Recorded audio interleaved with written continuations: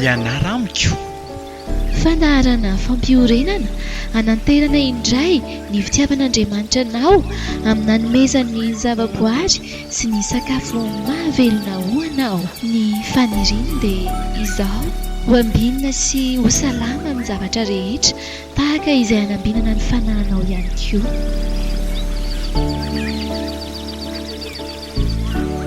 O Jesoa, mianara amiko fa malemy fanahy sady tsy miavona am-po dia hita fitsarana ho an'ny fanahinareo ianareo.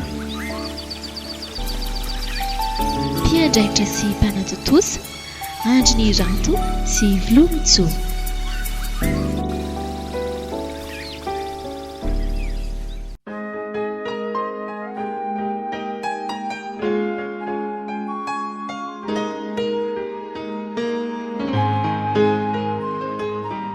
Afinaritra ry mpiaino malala, miarabanao natratra ny taona vaovao no meny tompo antsika. Afalianao ay ny anona ny antsonao androany, raisiko afaliny izany fa mamiko sy teliko. Afalianao ay ny anaky mahoirakao, hitondra izarehetra mety ho afatra. Fantatro miariary fa tsy mandatoko ianao, tsapako mibaribary ny mola fitiavanao. Ty tompo ny famelanao ny eloko, no ahitako izany rehetra izany. Ny anao ny sitraponao Andriamanitra no sitrako, ary ny lalanao no ato anatiko. Salamo 4:15.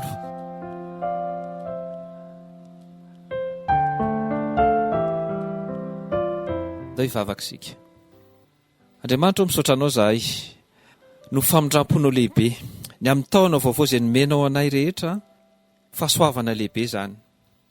Makasitraka anao izay Tompo, dera sy mankalaza anao ny amin'ny fitiavanao sy ny famindramponao, ary zay dia miompo-po ampanao salamo, ilaza fa ny anao ny sitraponao Andriamanitra no sitraka indrindra amin'ity taona vaovao nomenao anay ity, ary ny lalanao no hipetraka ty anatinay, atotosanay izany sitraponao zany.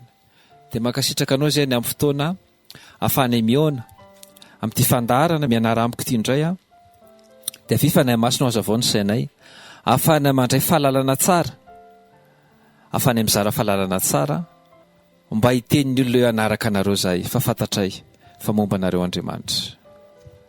Ny anaranao Jesosy Kristy Tompo, amen.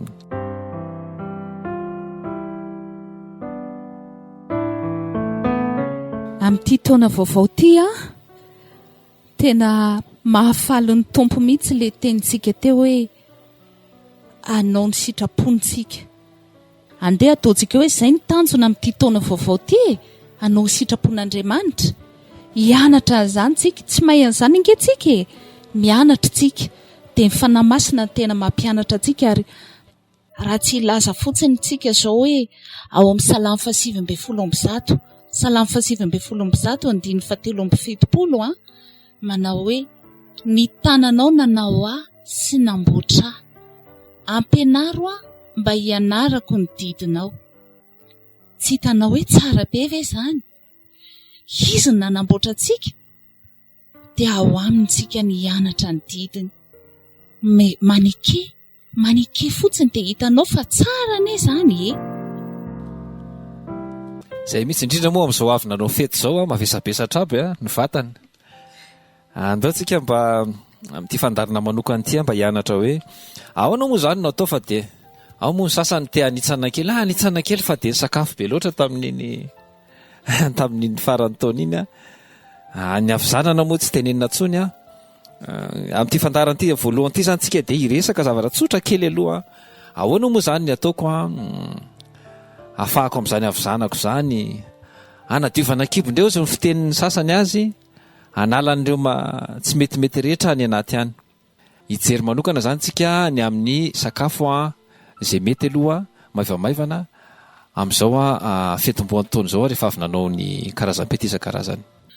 Matetika moa tsika tamin'ny fety ohatr'ireny tena mibahana tao amin'ny sakafontsika dia ny hena, ny zavatra matsirotsiro vita avy amin'ny ronono, ireny zany ny mayonezy, ny dobera, karazan-kena, ny vorona, mavesatra daholo manko izy ireny rehefa tena nikambakambana andro maro ny sesy. Izao indray tsika mba andao ataontsika ohatra hoe legioma. Izany izao zavatra afaka manao zavatra matsiro tsika nefa tsotra be, manafaingana kokoa, manala le mavesabesatra. Na ny tenantsika range hentsika rehefa avy eo hoe mavesabesatra ny lohaliko zany, izany soroko izany ohatra ny vizana be. Izany izao zavatra ohatra tsotra kely, legioma fotsiny. Eny ary ny torohevitra anankiray tsotra moa azo atao dia ny fanaovana romatsatso. Mahay romatsatso daholo ny rehetra, fa ny amin'ny kalitao an'ilay romatsatso no atorontsika kely. Ampangotrahanao tsara ny rano dia raha ohatra nareo manana ny atao mahafantatra ny atao hoe tamotamo dia asianao kely rona telontsongo ny rano mangotraka 1 litra, rona telontsongo amin'ny tamotamo vovony dia mangotraka tsara iny dia homaninao zany ny ireo anana fatao rony dia arotsaka ao dia saromanao dia araka ny fiteniny sasany amin'ny paty 2 minitra dia masaka. Fa tsara asio hanina kely fotsiny, asio tongolo oignon kely mba hifamono le fofona fa azo fofona tsara tarehy. Izay torohevitra tsotra kely izay. Zavatra faharoa azo atolotra koa mba ahafahanao manadio tsara indrindrindrindra ny lalandra dia ny fanaovantsika fampiasantsika ny tongolo lay. Tongolo gasy moa mahavantana antsika ampiasaina. Hitanareo le tongolo gasy reny, tsy le bolongana tokany refa izy misy asiny esorina reny zany mora ately. Ny anaovantsika azy maka asiny kelikely izay hitantsika hoe voatelina, tsopo-te atsika izy fa tonga dia hoatelina voasana dia ohatra hoe mihinana voany 2 amaraina atelina, averiko indray voany 2 atelina, izay sahaza atsika fa aza atao lengeza be sokenda. Dia rehefa arifontsika manao tahak'izay koa eo ampovoan'ny sakafo anaovana azy, manala an'le lotoloto sady mba mampatanjaka. Fampatsivanay moa manampy an'izay ny resaka rano dia azadiny mihitsy ny resaka rano raha manao katsikajy kely tsika mijery fotsiny ny vatanao ray manontolo zany ny 570 isanjato ny vatanao dia rano, ary ny 70 isanjatony ny ao anatin'ny rano ao dia rano. Ikan'izany zany raha vao tsy ampy rano mihitsy sika dia tsy mety. Apatsevitsika kely fotsiny ny amin'ny fatrany rano tokony sotroina. Nefa motsika izao manadio dia aloha apatsehivina ho an'izay tsy nahare zany zava-tsoa hoentin'ny rano izany. Mariana aloha fa rano tsotra ny resahana eto rano tsotra. Le izy zany apa-efatra ny litatra isaky ny 10 kilao amin'ny lanjanao. Raha ataontsika hoe milanja 9 kilao ianao dia 2 litra sy tapany izany rehefa ataontsika ny kajy. Rano tsotra hoy aho rano tsotra zany tsy jus akory zany, tsy rano vola akory zany fa le rano tsotra be tsisy ninininy. Izay dia zarainao telo zany iny kalitao an'ilay angamba voaloha tokony apatsahivina alohan'ny fomba hisotroana azy rano toy inona moa zany no sotroina? Ny rano aloha raha ohatra tsika ny ambanivohitra ka mahita rano loharano ka ny sarony loharano io tsy voatsapatsapaky ny vorona na tonga dia nitovoziny ankizy teo ka misy gorona ozy tsika tena tsara, iny tena faran'izay tsara indrindra. Raha ohatra tsika te andrenivohitra dia ampangotrahana ny rano fa aleontsika tsy hisotro rano vatana avy amin'ny pompe ireny, aleo mangotraka foana ny rano raha ohatra moa tsika afaka mividy le rano eny am-mpivarotra ireny dia tsara koa ireny. Ny fomba hisotroanao azy zany analany mavesabesatra rehetra taoriana ny fety dia izao nanaovantsika azy zarainao telo izy. Ny ohatra nalainy nametsika teo moa dia ny hoe raha 80 kilao ianao dia 2 litatra sy tapany zany. Rano tsotra hoy isika, rano tsotra. Tsy miresaka jus tsika, tsy miresaka ranokanina, izay sakafo hafa mihitsy miaraka amin'ny sakafo ireny fa na rano tsotra zao ny resahana. Zaraintsika telo iny ny apatelo ny voalohany zany sotronao maraina vao mifoa. Ny apatelo ny sotronao anelanelan'ny sakafo maraina sy ny atoandro makatiny indray aloha sy aorianany sakafo. Toy izany koa ny apatelo ny farany sotronao anelanelan'ny sakafo atoandro sy ny hariva.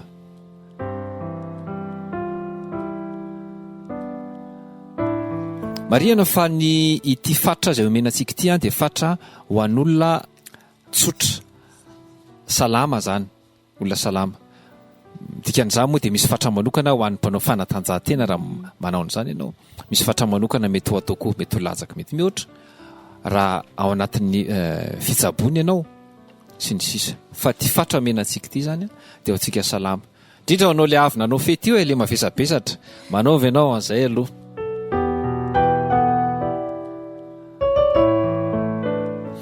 Ny hafanan'ny rano no tiako ampatsevina farany vololotsoa. Ny hafanan'ny rano zany dia malagasy dia manana voambolana tsara mihitsy. Tsy rano mafana akory na rano mangatsiaka, tsy rano avy anaty frigo zany, fa rano afadrany mpanala. Afadrany mpanala. Dikany hoe ny afadrany mpanala tsy mamanala, tsy mangatsiaka, température ambiante.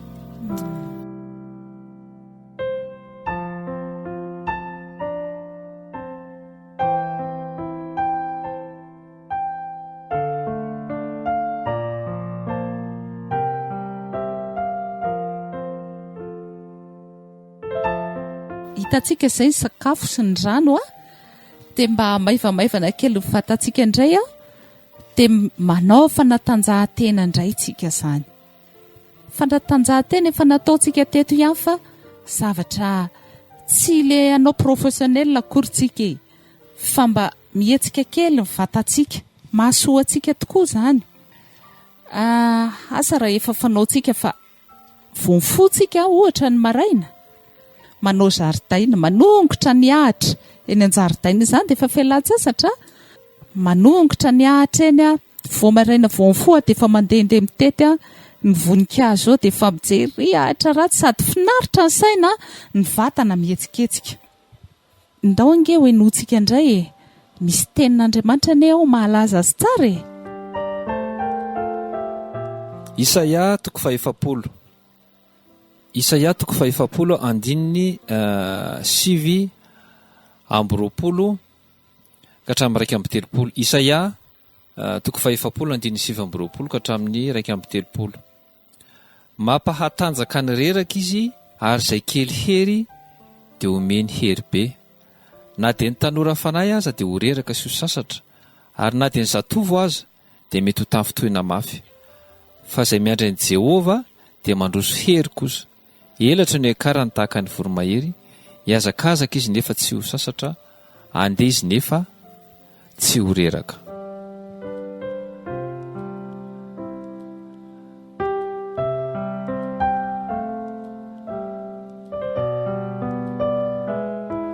Ten'Andriamanitra zany dia manambara amintsika fa Andriamanitra no loharanony hery ho antsika. Andriamanitra no loharanony hery mpanahintsika. Andriamanitra no loharanony hery ara-batatsika. Mariana moa fa ny fandaharantsika moa amin'ny fampiorenana azy dia fanampiny aorianany fiainam-panahintsika, manampy antsika mba androso amin'ny fitaizana ny vatana, ny saina izay tsaran'Andriamanitra amin'ny fanahintsika koa. Efa nitenentsika teo hoe le manao zaridaina io zany ho azy manana loha, ho azy afaka manao zany dia anisany sady fampiasa-tena izy no fialam-boly tena mahafinaritra mihitsy. Fa raha hitentsika hoe ahoana ary ny ataontsika amin'ny fampiasam-batana tsika tokony anao aloha farafahakeliny 30 minitra isan'andro fampiasam-batana zany ao ohatra ny hoe mandeha tongotra ve tsika tena anisan'ny fafinaretako mihitsy zany hoe rehefa mandeha any ambanivohitra rehefa miala amin'ny lalana goudron izay ka hiditra any amin'ny lalantany amin'izay dia miala amin'izay tsy mandeha tomobile tsoa fa lasa mandeha tongotra finaritra ianao le vatana mihetsika dia ny saina faly mahita an'le zava-maitso le natiora tena misy fifaliana be eo dia efa mipolo loatra ny fisaorana an'Andriamanitra fiderana azy tena tsara ry zavatra ry zany Andriamanitra tsara le hazo feno fifaliana ary zao miteraka voka-tsoa eo amin'ny fiainantsika izy io inavy ohatra hoe tsika miakatrakatra tension io manamboatra azy io tsika le manana areti-po anisany manamboatra be ny areti-po izy io manatsara ny fiasan'ny fo zany manala le aretin-dretina rehetra ny anaty any indrindra moa ho an'ny olona tsy ampy torimaso mba andrama ongely mandeha tongotra aza mirotoroto rehefa mandeha ataova milamina tsara ny fandehanana fa tena matory tsara ianao ny ariva ny fandevonan-kanina aloha io le resakitsika teo hoe mandevo-kanina tsara izy io mampiasa ny fandevonan-kanina tsara ary rehefa tonga zany rehetra zany dia mahafalifaly ny sainao io anika tsy mba kivikivy zany ianao fa miakatra moral ozy ny ikizy miakatra finaritra ianao tsara nge ataova ny fampiasam-batana fa tsara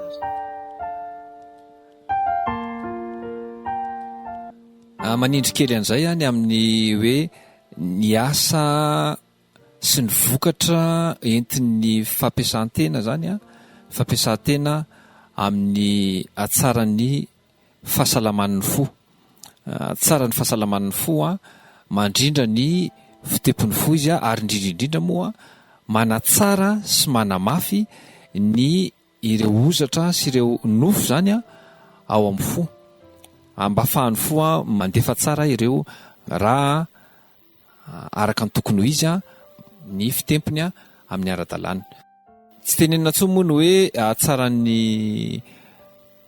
avokafoka ny fiatsaran'ny avokafoka manampy ireo tsela zay selamena ao anatin'ny vatantsika mampitombo azy afalinao aiko ny mahafantatreto anio fa ianao nolay nomona sy matino ny heloko tena hafalinao ay hitoetra ho mandraky izay yanolotra say ay rehetra tokony hoanao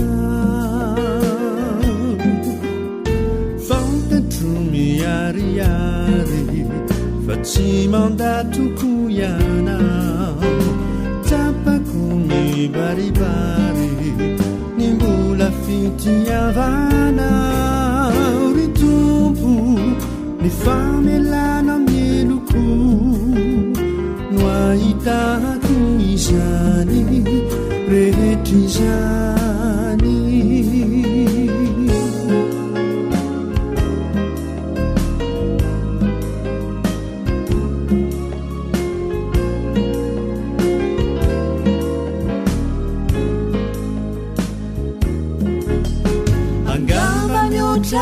lavitra no nyafaliako rehetra ny fandrenesako ny teny milaza toky mamy hoe atolotra ho itoerako ka tonga izay alako ity ny lanitra olovako ka ofonenako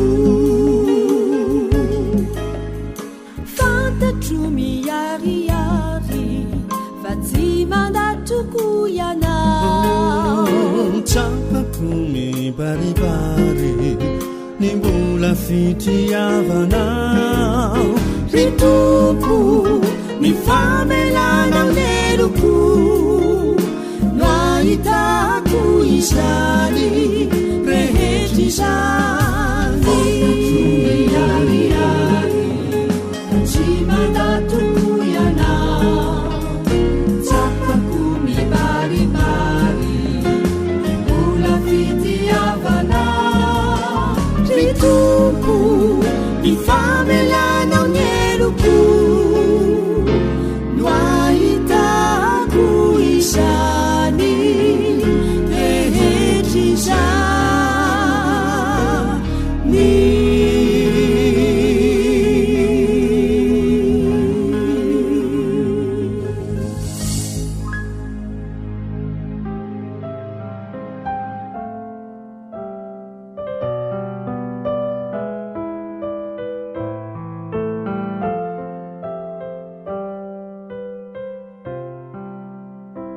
zava-dehibe indrindra moa amintsika amin'izao fanombohan'ny taona izao dia ny fahazoantsika antoka ny fiarahantsika amin'Andriamanitra.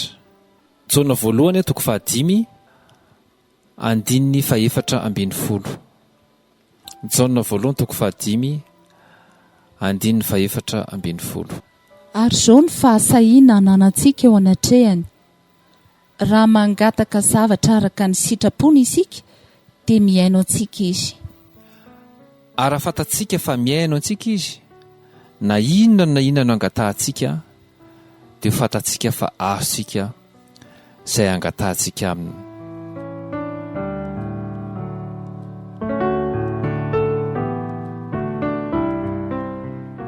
Hitanterahany tompo aminao na izay angatahanao, fanirianao amin'ity taon'ity ry Beny Malala, fangatahana araka ny sitrapony.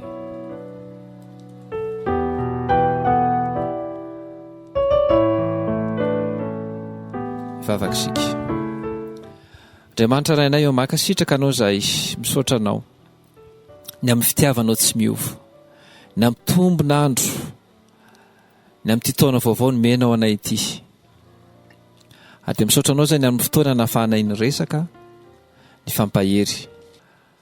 Ary dia jereo tompony mpiaino rehetra manaraka anao, tia anao, te-toetra eo aminao, dia ianao hitahiry azy mandra-piafin'i Jesosy Kristy akanay.